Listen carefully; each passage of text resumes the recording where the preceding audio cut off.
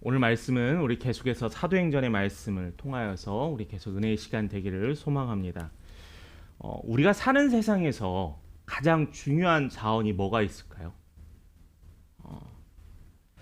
지금 한창 우리나라 이번 주간에 지난 주간에 그 유전 석유 문제 때문에 시끌시끌하고 지금도 계속 의혹도 있고 또 밝혀지는 것도 있고 아무튼 복잡한 상황 가운데 있습니다.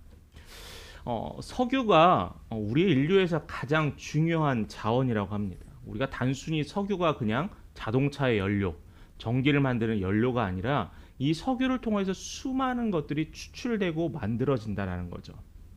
근데 이렇게 중요하고 많이 쓰여지는 석유 원유가 사실은 19세기 후반부터 쓰여졌다는 거예요.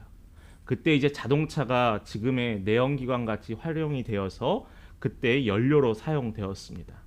그래서 지금까지 많은 곳들에 쓰여져 왔었고, 제가 기억하기는 제가 초등학교 때도 석유가 30년만 쓰면 고갈됩니다라고 했는데, 제가 초등학교 이후 30년이 지났는데 아직도 더 많은 게 있다라고 해요. 참 아이러니함이기도 하죠. 그러나 분명히 이 자원이라는 건 언젠가는 고갈이 될 겁니다. 그런데 세상에서는 이 자원 중에서 석유가 가장 쓸모있고 중요한 자원이라고 하지만 저는 좀 생각이 다릅니다. 가장 중요한 자원은 바로 사람이라는 거예요. 사람. 인간의 역사에서도 보면은 한 사람이 정말 중요합니다.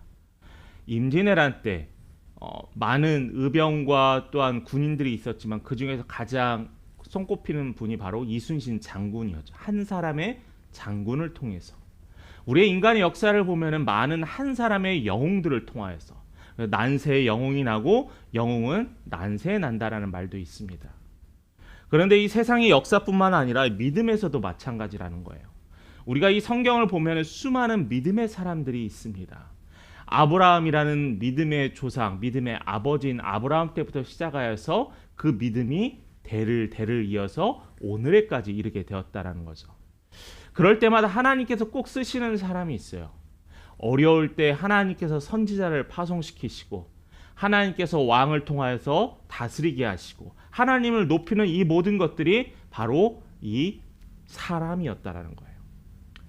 성경의 역사뿐만 아니라 여러분들이 잘 아는 어거스틴이라는 분도 있습니다. 이분이 사실은 되게 방탕한 삶을 살았었거든요. 근데 회개하고 당시 초대교회의 놀라운 은혜와 부흥의 불길을 일으킨 분이 이 어거스틴이었고요. 또 우리가 지금 현재와 같이 여러분들이 성경을 쉽게 읽을 수 있고 접할 수 있고 하는 이 계기가 됐던 루터의 종교개혁. 이 종교개혁도 이 루터라는 사람을 통하여서 하나님께서 모든 성도들이 말씀을 읽고 묵상할 수 있는 계기가 되었죠. 또 감리교회, 또 우리 성결교회. 성결교가 먼저 와야겠죠. 우리 교다니까. 성결교와 감리교의 시작인 바로 이 웨슬레 목사님도 바로 이 맨 처음에 목회자가 됐지만 특별한 사명이 없다가 하나님의 인도하심과 깨달음에 변화되어 새로운 부흥운동이 바로 영국에서 일어났다라는 거예요. 자, 지금까지 나눴던 말을 보면은 하나님은 사람을 통해 일하셨습니다. 하나님은 그 사람을 세우셨고요. 그 사람을 이끄셨어요. 그런데 우리는 여기서 한 가지 질문이 있어요. 왜 하나님은 아무리 그 사람을 세웠어도 실수도 있고 어려움도 있고 넘어짐도 있는데 왜 굳이 이 사람을 통해서 일하실까?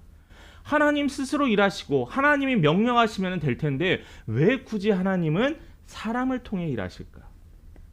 욕심도 많고요. 때로는 교만해서 사울과 같이 넘어지기도 하고요. 또 우리 인간들도 때로는 맨 처음에 열심히 섬기고 임직을 받았다가 시간이 지나면서 변질되는 것도 너무나 많이 보아왔습니다. 그런데요, 확실한 것은 하나님께서는 불완전하지만은 우물가에 놓인 아이와 같지만은 하나님은 사랑과 함께 일하기를 원하신다는 거예요. 그게 하나님의 기쁨이 되고 그 기쁨과 그 감사를 통해서 하나님은 영광을 받으시길 원한다라는 거죠. 하나님께서 어떤 목적을 가지고 우리를 이 세상에 보내셨으냐. 그 어느 한 사람도 의미 없고 그 어느 한 사람도 목적이 없는 사람이 없다라는 거예요. 그래서 우리는 내가 지금 나의 목적과 내가 무엇을 해야 되는지 모른다면 하나님께 늘 질문해야 한다는 거죠. 저는 예전에 참 답답한 일이 있었습니다. 학교에서 숙제를 내주고 선생님이 이야기를 했는데 내가 모르겠는 거예요. 친구들은 숙제가 있다라고 하는데 친구들도 잘 모릅니다. 그러면 어떻게 하시겠어요, 여러분들은? 친구들도 잘 모르니까 나도 그냥 숙제 모르고 지나갈까? 아니에요. 선생님한테 가서 물어보고 확인해야 돼요. 그런 친구들은 그 다음날 숙제 시간에 안 혼나요. 잘했다고 칭찬받아요. 여러분, 하나님도 마찬가지예요. 우리의 특별한 목적과 사명을 불러주셨는데 내가 아직도 그 사명을 모르겠어요. 내 목적이 무엇인지 모르겠어요. 내가 왜 우리 교회가 여기에 그 질문에 대해서 우리 꾸미념없이 물어봐야 한다는 거예요. 왜 답을 모르는데 답을 찾으려 하지 않아요. 그러니까 뺑뺑 돌다가 결국에는 어렵게 그 길에 온다라는 겁니다. 전 그런 사람들을 볼 때는 안타까워요. 사도행전의 기록들을 보면은 예수님께서 승천하시기 전에 예수의 제자들에게 명령하시잖아요. 그 제자들이 모여서 마가의 다락방에 모여서 120명이 성령의 은혜를 받습니다. 예수님의 좋은 소식, 복된 복음의 소식을 듣고 곳곳에 뻗어나갑니다. 믿지 않는 이방인들도 또한 유대인들도 바울과 소스네아 같은 사람들도 결국에는 예수의 복음을 받아들여 사람이 변하게 돼요. 이 모든 사람들은 동일하게 이 좋은 소식을 가지고 예수의 명령을 따릅니다. 자, 하나님은 일하시길 원하세요. 누구를 통해서요? 사람을. 누구를 통해서요? 바로 여러분들을 통해서 일하길 원하신다는 거예요. 그래서 우리는 여러분 한 명 한 명이 하나님께서 사용하시는 그 한 사람이 되길 바랍니다. 하나님께서 기억하시는 그 한 사람, 하나님의 특별한 기억이 바로 여러분의 삶이시길 간절히 축원합니다. 오늘 말씀에는 우리가 지금까지 알지 못했던 아볼로라는 사람이 등장을 합니다. 24절의 말씀을 한번 볼까요? 함께 읽겠습니다. 알렉산드리아에서 난 아볼로라 하는 유대인이 에베소에 이르니 이 사람은 언변이 좋고 성경에 능통한 자라. 자, 여기에서 누가 등장하죠? 알렉산드리아에 사는 아볼로라는 사람입니다. 먼저 이 알렉산드리아는 당시 로마가 지배하는 이 도시들 가운데 두 번째로 가장 큰 도시였습니다. 도시가 크다는 건 돈도 많이 유통이 됐고 해안가에 무역도 많이 일어났고 금융과 경제와 다양한 산업들이 발전했던 도시였어요. 이 산업이 발전했던 도시에 특별한 더 프라이드와 자존심이 있었는데 뭐였냐면은 이 알렉산드리아에 사는 이 사람들은 많은 도서관과 수많은 철학자들이 이 지역에 살았다라는 거예요. 자, 그런데 이 아볼로를 소개하는 데 있어서 이 아볼로가 유대인이라고 했고요. 그 특별한 지역, 사람들의 철학과 사람들의 지식이 풍부했던 이 지역에 이 아볼로가 말도 잘하고요. 또 뭐에 능하대요? 성경에 능통해요. 성경. 이 알렉산드리아에 사는 사람들은 자신들의 높은 학문에 대해서 항상 자부심이 있었습니다. 긍지가 있었어요. 이곳에 있는 이 유대인이 특별히 이러한 영향을 받아서 사람들이 알지 못하는 구약에까지 능통했다라는 거예요. 자, 25절도 한번 계속 봅니다. 아볼로에 관한 설명인데요. 그가 일찍이 주의 도를 배워 열심으로 예수에 관한 것을 자세히 말하며 가르치나. 자, 성경에 능통했는데 주의 도를 배워 열심히 누구에 대해 가르친대요? 예수에 대해 가르친대요. 일반 유대인들은 예수를 부정합니다. 예수를 인정하지 않아요. 그런데 여기 있는 이 아볼로는 구약에 능통했을 뿐만 아니라 예수에 관한 것을 자세히 말하고 그에 덧입혀서 가르친다라고까지 했어요.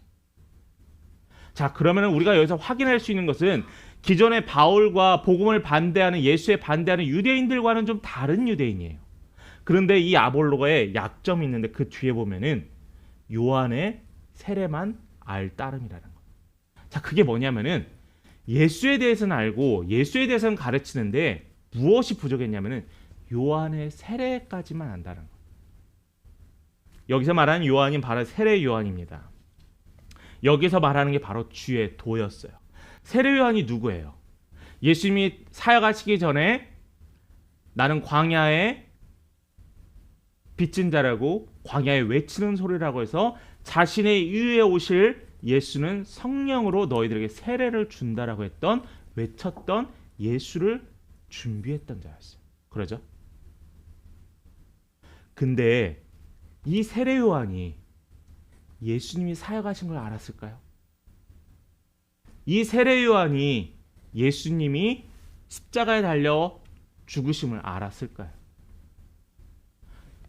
이 세례 요한이 예수님이 부활하심을 보았을까요?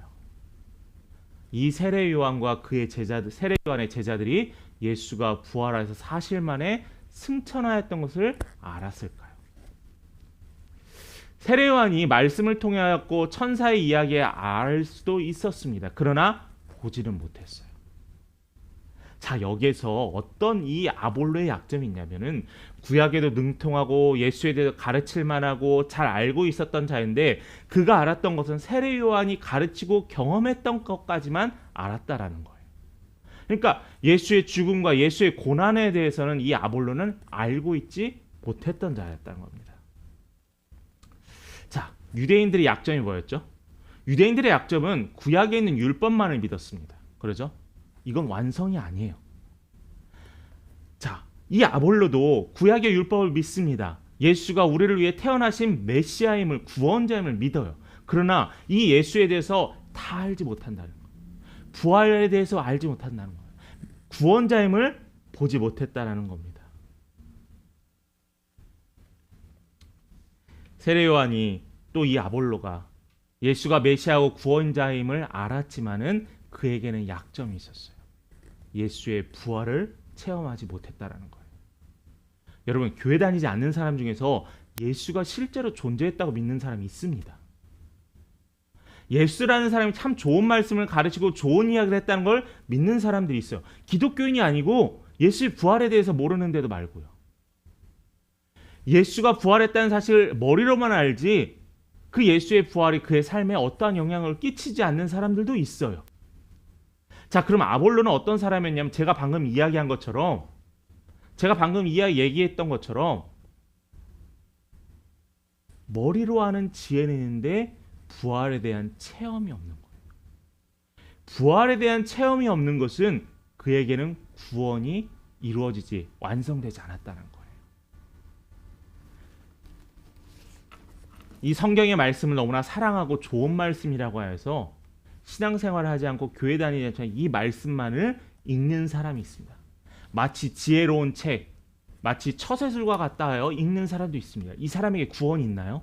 없어요. 구원은 오직 나의 죄를 위하여 십자가에 달려 들어가신 예수 그리스도를 나의 구주라고 믿는 그 고백으로 말미암아 구원을 얻었다는 겁니다. 분명히 여기서 우린 구분돼야 돼요. 아볼로도 마찬가지였다는 거예요. 구원적인 삶, 예수의 전인적인 삶에 대한 고백과 체험은 없었지만은 어느 정도 알고 있었던 자였습니다.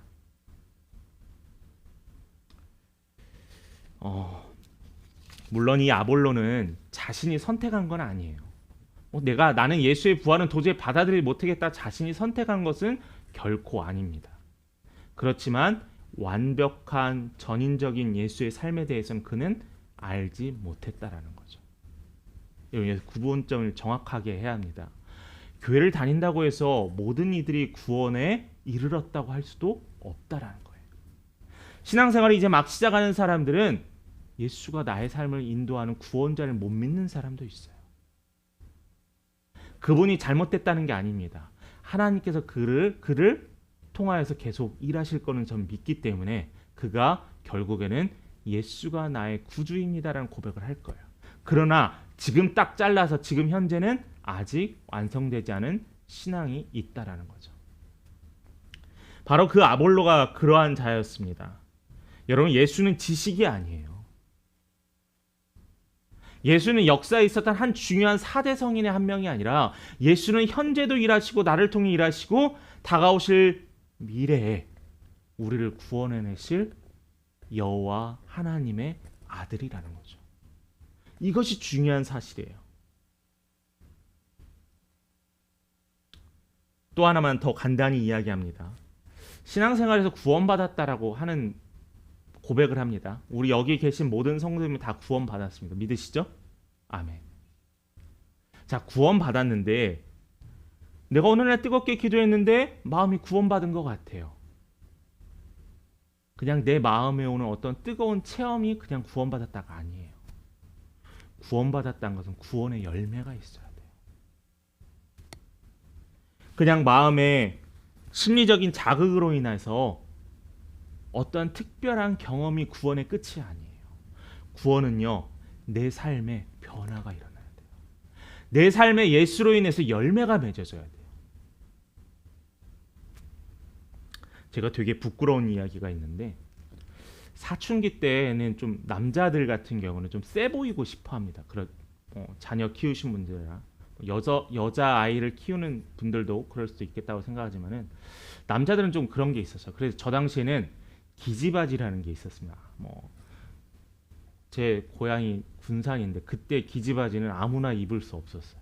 그때 꼭 입는 친구들이 있었고, 어떤 브랜드의 옷과 어떤 브랜드의 벨트, 1년 365일 너무나 비싸서 많이 사지도 못해서 맨날 똑같은 옷만 입었습니다.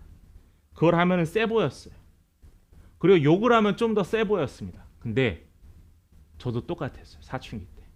근데 욕하고 막말하니까요, 기도가 안 나와요. 좀 순진했던 것 같아요. 지금 같으면 잘못하고 욕을 했어도 기도 시간에 기도하는 척 했을 수 있는데, 그때는 그게 안 됐었나 봐요. 구원은요, 사람의 언어를 바꾸고요, 구원은요, 사람의 생각을 바꿔요. 근데 구원받은 삶에서 예수와 떨어져 살면은 이것이 점점 멀어질 수 있지만은, 구원받은 자는 아무튼 구원의 열매가 있다라는 거예요. 성도는 예수님께서 독생자이시며 십자가에서 우리를 대신하여 짐을 지시고 부활하시고 다시 오실 예수님인 것을 믿고 사는 자가 바로 구원받은 자의 삶이라는 것입니다. 아볼로는 완벽한 예수에 대해서는 아직 모르지만, 그러나 예수님께서 이 아볼로를 그냥 두셨을까요? 아볼로를 그냥 모르는 상태로 내버렸을까요? 아니에요. 하나님께서는, 예수님께서는 이 아볼로를 택하셨어요. 자, 두 번째입니다. 바로 이 두 번째가 실수를 인정하고 알기 위해 힘쓰라는 겁니다.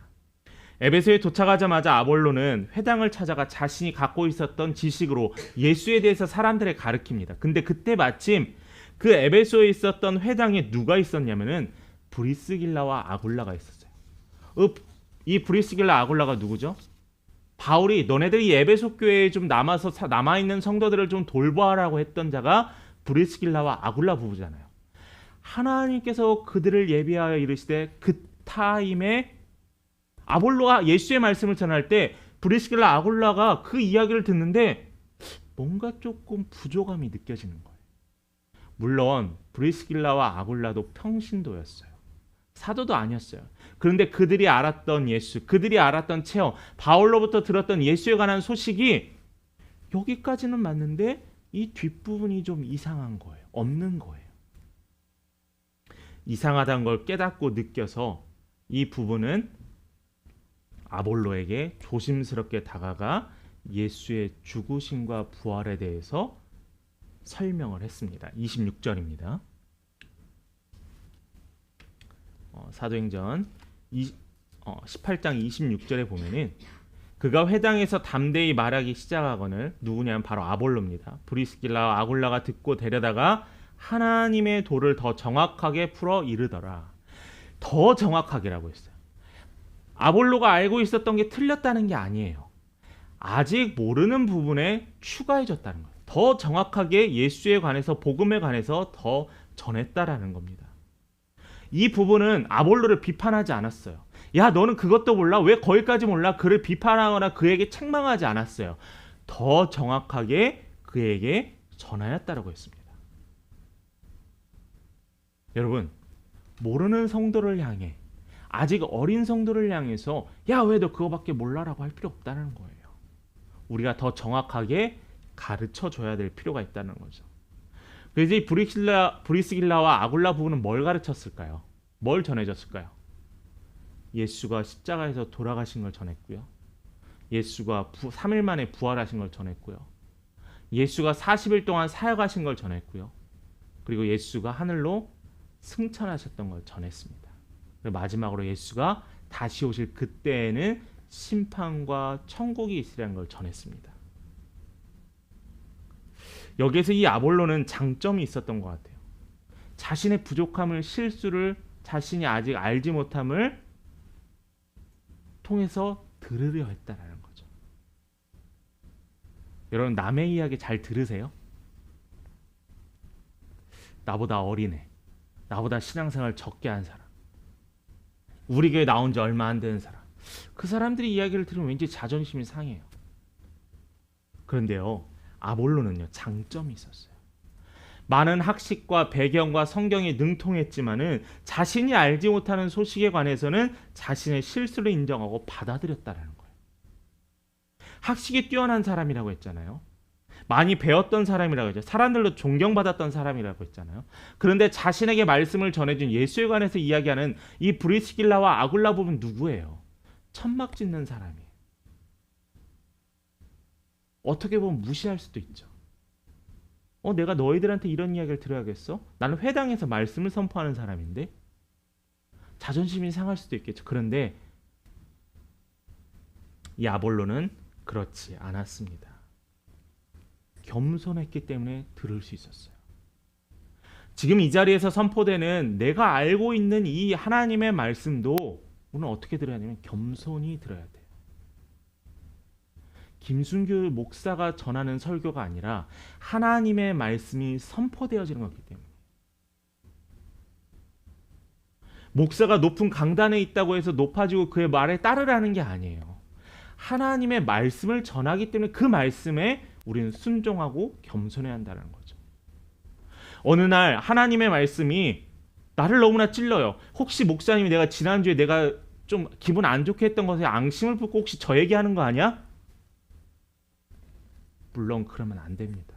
그럼 하나님이 내버려 두지 않으세요.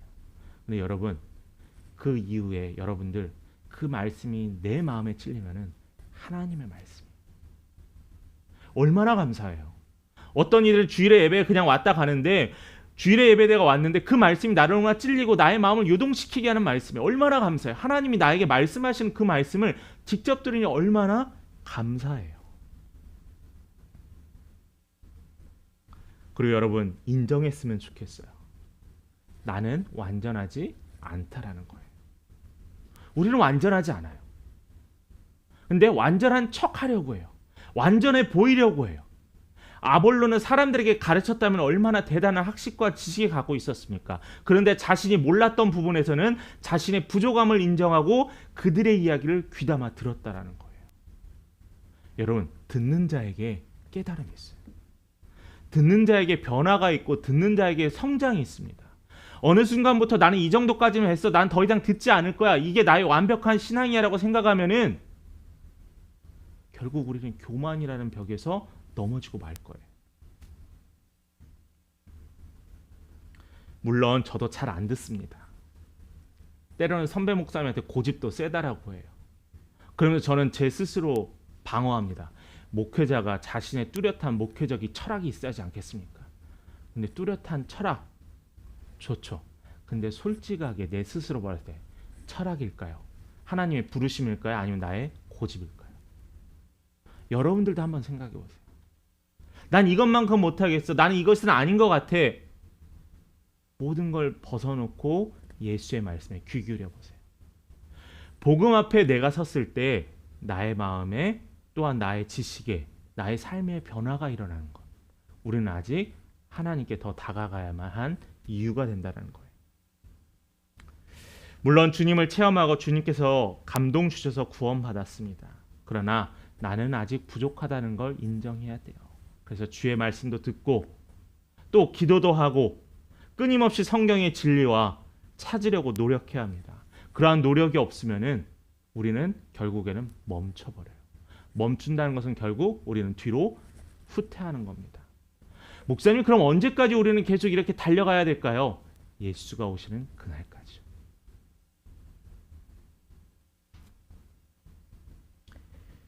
끊임없이 달려나갈 때 우리는 어느 순간에 예수님께, 하나님께 달려가고 있음을 우리는 경험하고 체험할 수 있다라는 겁니다. 자, 마지막 세 번째로는 하나님의 사람, 주의 말씀을 들고 전하라는 거예요. 브리스길라와 아굴라가 주의 복음을 이 아볼로에게 선포하고 전함으로 말미암아 이 아볼로는 깨어졌습니다. 영적으로 각성해지고 변화되었어요. 온전한 복음을 이제 이 자는 알게 되었어요.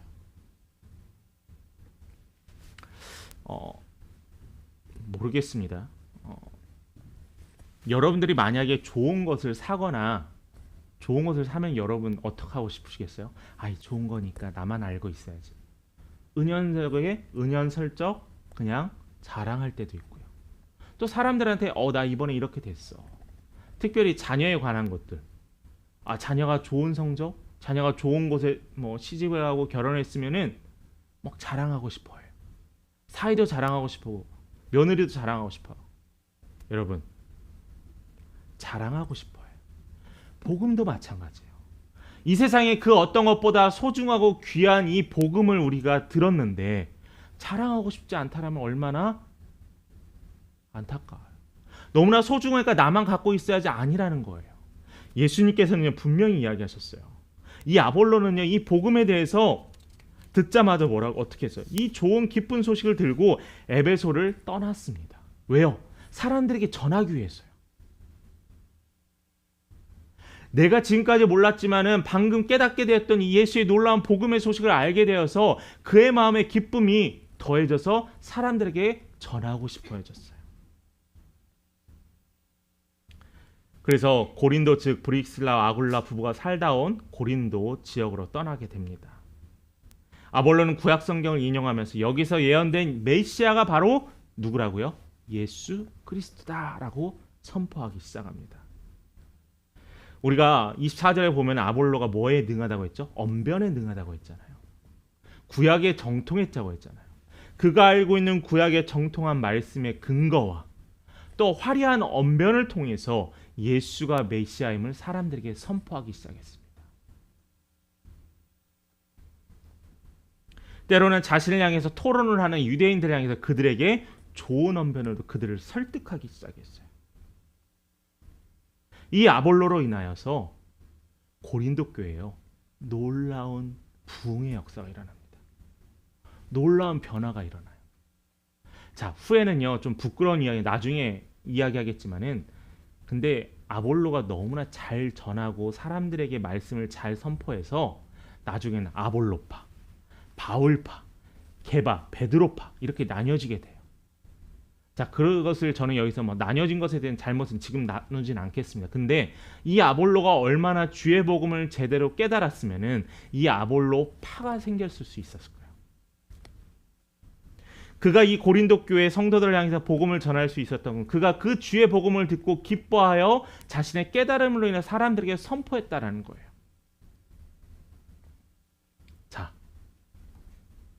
그리스도의 복음을 위해서 준비한 자가 바로 이 아볼로였습니다. 이 아볼로가 온전한 주의 복음을 듣게 하기 위해 예비된 자가 바로 브리스길라와 아굴라 부부였고요. 또한 이 아볼로가 주의 복음에 기뻐 주의 말씀을 전하는 지역이 이미 세워진 고린도 지역이었다라는 거예요. 하나님께서는 이렇게 사람을 통해서 일하시더라고요. 아볼로라고 지금까지 알려져 있던 한 사람, 아볼로, 브리스길라와 아굴라, 바울, 수많은 제자와 사도들 외에 이름이 알려지지 않은 한 사람으로부터도 이 복음은 계속 쓰여져 간다라는 거예요. 여러분, 좋은 교회란 어떤 교회일까요? 좋은 교회. 자신 있게 얘기해 보세요. 우리 교회가 좋은 교회입니다. 네. 좋은 교회는 교단이나 교파가 중요하지 않아요. 위치나 건물 크기도 물론 중요하지 않습니다. 재정이 넉넉한 교회, 선교하는 교회, 사람들마다 각자 다 기준이 달라요. 우선순위도 달라요. 어떤 교회는 선교가 먼저인 교회, 어떤 교회는 교육이 먼저인 교회, 어떤 교회는 어르신들이 많아서 어르신들을 향한 노년의 복지와 또한 말씀의 성경 공부가 먼저인 교회, 다양한 교회의 사역들이 있고 우선순위가 있어요. 근데 이러한 것보다 더 중요한 것은 이 교회를 이루는 좋은 사람들이 모인 교회가 좋은 교회입니다. 하나님을 사랑하는 사람이 좋은 사람이에요. 이 아볼로와 같이 주의 말씀을 사모하는 사람, 브리스길라와 아굴라 같이 자신의 생업을 몇 번이고 옮기면서 주의 복음을 위해서 열심히 일하는 사람, 또한 이름이 알려져 있지만 주의 교회에서 끊임없이 헌신하고 순종하는 사람, 그 사람들이 있었기 때문에 교회가 좋은 교회가 될 수 있었다라는 거예요. 여러분, 우리의 좋은 교회는요, 여러분이 변하면 돼요. 목사님, 나만 변하면 되겠어요? 여러분만 변하면 돼요. 나만 변하면 돼요. 내가 변하면 사람들이 변합니다. 주중에 교회 컴퓨터가 프린터가 이제 3년 좀 쓰니까 프린터도 많이 하다 보면 고장이 좀 났어요. 미리 이제 교체를 했습니다. 잉크를 넣는 가운데 살짝 묻었어요. 살짝. 근데 그 잉크가요, 제 손에 묻더니 퍼져가기 시작했어요. 정말 살짝 묻었는데 퍼져가요. 여러분들도요, 내가 나이가 많고 어리고 내가 남자고 여자고 내가 지금 우리 가족을 위해서 뭘 해야 되고 아니에요. 내가 복음에 매여 있으면요, 나로 인해서 퍼져가기 시작해요. 잔잔한 호숫가에 돌 하나를 던졌으면 탁 하나가 이제 잔잔하게 퍼져가죠. 돌을 작은 걸 여러 개를 던졌습니다. 그럼 어떻게 돼요? 곳곳에서 더 넓게 퍼져가요. 작다라고 힘이 없는 게 아니에요. 작아도 물이 퍼져갑니다. 우리 교회가 이렇게 좋은 사람들이 벌써 이미 모여 있어요. 이 좋은 토양에 여러분들이 좋은 하나님의 사람이 되실 바래요. 예수를 바라보는 사람이 바로 좋은 사람이라는 것 여러분 잊지 마시기 바랍니다. 여러분, 어떤 사람이 되고 싶습니까? 다양한 생각들을 하시죠. 그리고 지금까지 이렇게 달려오셨죠. 어떤 사람은 좋은 직업을 이야기할 수도 있고요. 어떤 분은 좋은 배우자일 수도 있습니다. 또 어떤 분은 좋은 성품일 수도 있고요. 물론 이 답 어느 것 하나 틀리지 않았습니다. 그러나 우리에게 최선의 답은 그리스도인이 되는 거예요. 작은 예수가 되는 거예요. 작은 예수가 되어 주를 전하여 세상에 나가는 것이 나의 사명이라는 겁니다. 성도님, 회복된 세상을 위해서 먼저 여러분들이 바뀌어져 가시기 바랍니다. 부담이 아니라 거룩한 부담이에요. 거룩한 부담을 넘어서 이것은 하나님의 은혜의 통로라는 것. 여러분 꼭 잊지 마시기 바랍니다. 우리 모두가 각자 아볼로와 같이, 브리스길라와 아굴라와 같이, 또 바울과 같이 하나님의 귀한 일꾼으로 이 시대에, 이때에 주의 나라를 위해, 주의 교회를 위해 힘쓰시고 또 사용되어지는 복된 인생 되길 간절히 축원합니다.